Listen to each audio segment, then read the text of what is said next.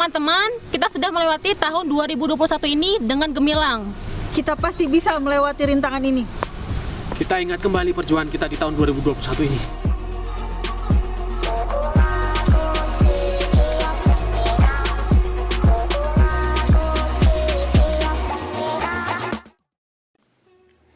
Kiprah Puslatbang PKASN LAN di tahun 2021. Di dalam RPJMN 2020-2024, Indonesia bercita-cita mewujudkan masyarakat yang mandiri, maju, adil, dan makmur.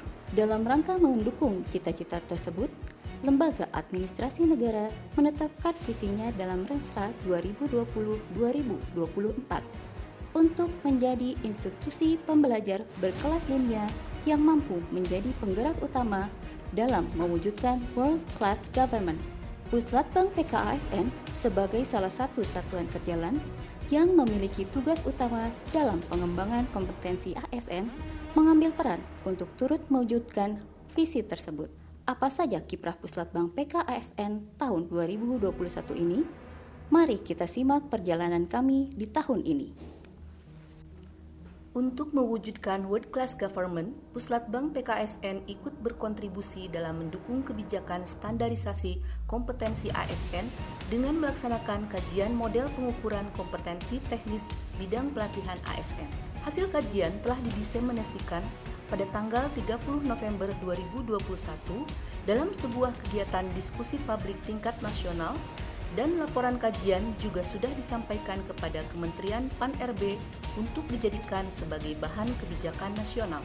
Tahun 2021 ini, rancangan Kamus Kompetensi Teknis Bidang Pelatihan ASN yang merupakan hasil kajian tahun sebelumnya disetujui oleh Kemenpan-RB, sehingga kamus tersebut akan ditetapkan secara nasional dan akan menjadi rujukan bagi lembaga pelatihan ASN di tingkat pusat maupun daerah. Puslatbang PKASN juga menunjukkan komitmennya untuk mendukung penerapan sistem merit dan manajemen talenta nasional melalui kegiatan penilaian kompetensi dan pemetaan potensi ASN. Pada tahun 2021, Puslatbang PKASN melalui Balai Layanan Pemetaan Kompetensi (BLPK) melakukan penilaian kompetensi dan potensi untuk pejabat struktural di lingkungan LAN dan pemerintah daerah yang secara total berjumlah 905 orang dengan jumlah mitra sebanyak 14 instansi. Dalam kurun waktu 5 tahun terakhir, BLPK telah menjalin kerjasama dengan 56 stakeholder di seluruh Indonesia. Puslatbang PKASN mempertegas komitmennya dalam pelaksanaan pelatihan dan pengembangan ASN untuk menciptakan ASN yang kompeten, unggul, dan berdaya saing. Tahun 2021 ini telah diselenggarakan 19 kegiatan pelatihan yang terdiri dari pelatihan kepemimpinan, pelatihan dasar CPNS, dan pelatihan teknis revolusi mental. Pelatihan kepemimpinan diselenggarakan terhadap 140 orang ASN dengan tingkat kelulusan peserta 100% yang terdiri dari pelatihan kepemimpinan nasional tingkat 2, pelatihan kepemimpinan administrator, dan pelatihan kepemimpinan pengawas.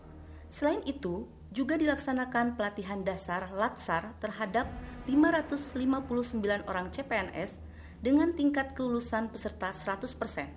Pelatihan ini berperan penting dalam menyiapkan para CPNS menjadi PNS yang berakhlak. Kemudian, tahun ini Puslatbang PKASN juga melaksanakan pelatihan teknis berupa pelatihan revolusi mental (REVMEN) terhadap 50 orang ASN. Puslatbang PKASN selalu berupaya memberikan pelayanan yang prima dalam penyelenggaraan pelatihan. Ini terbukti dengan diraihnya rata-rata nilai evaluasi penyelenggaraan pelatihan tahun ini di angka 96,18. Sebuah pencapaian yang membanggakan karena nilai evaluasi tersebut berhasil ditingkatkan meskipun kegiatan dilaksanakan di tengah kondisi pandemi COVID-19. Agar pelaksanaan tugas dan fungsinya berjalan lancar, Puslatbang PKASN terus melakukan peningkatan kualitas sarana prasarana dan fasilitas kantor untuk mengembangkan friendly office. Tahun 2021 ini, Puslatbang PKASN mengembangkan fasilitas disabilitas di lingkungannya untuk membuat kenyamanan dan kemudahan akses bagi penyandang disabilitas. Tak hanya itu, tahun ini juga dilakukan perbaikan dan pengaspalan jalan di lingkungan kantor, pengadaan kendaraan operasional, renovasi ruang makan Gedung Geraha Giri Wisesa, dan pengadaan video wall di Gedung Serbaguna. Puslatbang PKSN selama tahun 2021 melaksanakan pengembangan kompetensi dan kapasitas pegawainya baik melalui jalur pendidikan maupun jalur pelatihan. Tercatat, sebanyak 6 orang pegawai melanjutkan pendidikan mereka ke jenjang yang lebih tinggi. Lalu, melalui jalur pelatihan, dilaksanakan pengembangan kompetensi dalam berbagai bentuk seperti seminar, bimbingan teknis, sosialisasi terkait penulisan artikel ilmiah, pembuatan infografis, pelatihan service excellence, dan pelatihan coaching, mentoring, dan konseling. Pengembangan kompetensi juga dilakukan melalui penerapan knowledge management, di mana dilakukan sharing knowledge antar pegawai dalam kegiatan in-house training atau IHT yang terkait dengan pengelolaan anggaran, penulisan artikel opini, pengalaman award di LPDP, dan penggunaan Corel Draw. Dalam rangka melaksanakan knowledge management, dilakukan pengelolaan jurnal ilmiah dengan nama Jurnal Wacana Kinerja atau JWK. Tahun 2021 ini diterbitkan 2 edisi JWK yang berisi artikel-artikel ilmiah yang berkualitas terkait isu administrasi negara. Selain fokus kepada pengembangan kapasitas internal, Puslatbang PKASN juga terlibat aktif dalam melakukan kerjasama, konsultasi, advokasi, dan fasilitasi terhadap instansi pemerintah lainnya. Di tahun 2021, Puslatbang PKASN melakukan 9 kegiatan advokasi bidang kapasitas ASN yang terdiri dari berbagai substansi seperti penyusunan standar kompetensi jabatan, penyusunan SOP, dan laboratorium inovasi. Puslatbang PKSN juga melakukan fasilitasi pelatihan manajemen of training, training officer course, serta analisis kebutuhan pengembangan kompetensi. Dalam hal penilaian kompetensi dan potensi ASN, Puslatbang PKSN melalui BLPK memfasilitasi 2 stakeholder dalam bentuk fasilitasi penyelenggaraan kegiatan atau pembantuan tenaga asesor. Untuk mendukung e-government, Puslatbang PKSN sudah mengembangkan berbagai aplikasi berbasis IT, diantaranya SiAksi, Silat, dan e-assessment.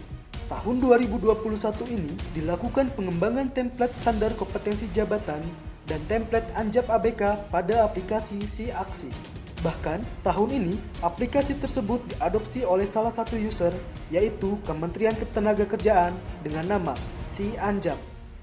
Puslatbang PKASN juga terus menghasilkan berbagai inovasi yang diantaranya yaitu Flexible Micro Learning atau FML dan Document Delivery Service. FML merupakan inovasi di bidang pengembangan kompetensi ASN, berupa strategi pembelajaran dalam jaringan yang menggabungkan flexible learning dan micro learning ke dalam suatu platform learning management system atau LMS. Sedangkan Document Delivery Service merupakan inovasi perpustakaan Puslatbang PKASN di mana pegawai cukup menghubungi pengelola perpustakaan dan menyampaikan koleksi yang dibutuhkan. Lalu, koleksi tersebut akan diantarkan langsung kepada pegawai. Di tahun 2021 ini, Puslatbang PKASN melalui kelompok JF Analis Kebijakan ikut berperan aktif dalam kegiatan evaluasi dan peningkatan kualitas kebijakan secara nasional. Salah satu kegiatan yang dilakukan adalah pengukuran Indeks Kualitas Kebijakan atau IKK nasional. Tidak hanya itu, capaian kinerja Puslatbang PKASN, baik output maupun anggaran, juga menunjukkan hasil yang memuaskan dengan capaian di atas 95%. Selain itu juga, bukti bentuk kepedulian pegawai LAN kepada sesama, khususnya ketika terjadi pandemi COVID-19, Lembaga Administrasi Negara mengadakan program bakti sosial Daun Pedas, Dana untuk Peduli Sesama, dengan menyalurkan 300 paket sembako khusus bagi masyarakat yang terkena dampak pandemi COVID-19. Kegiatan tersebut berlangsung di Desa Cigadong, Ikelet, Kabupaten Garut pada Jumat 24 September 2021. Selain berupaya menunjukkan kinerja yang maksimal, tahun ini Puslatbang PKASN juga berhasil menorehkan berbagai prestasi, yaitu 1. Terbaik 1 pengelola anggaran di lingkungan LAN. 2. Peringkat ke-1 pengelola inovasi layanan terbaik di lingkungan LAN. 3. Pengelola arsip terbaik ke-1 di lingkungan LAN. 4. Peringkat ketiga hasil penilaian laporan keuangan KL tingkat unit akuntansi pembantu pengguna anggaran wilayah 2020. 5. Terbaik 1 Lomba Kreativitas Seni ASN Bela Negara HUT 64 LAN. Demikian sekilas kiprah Puslatbang PKASN selama tahun 2021. Cita-cita membangun Indonesia maju dengan pemerintahan berkelas dunia tidak bisa dicapai tanpa kolaborasi yang sinergis.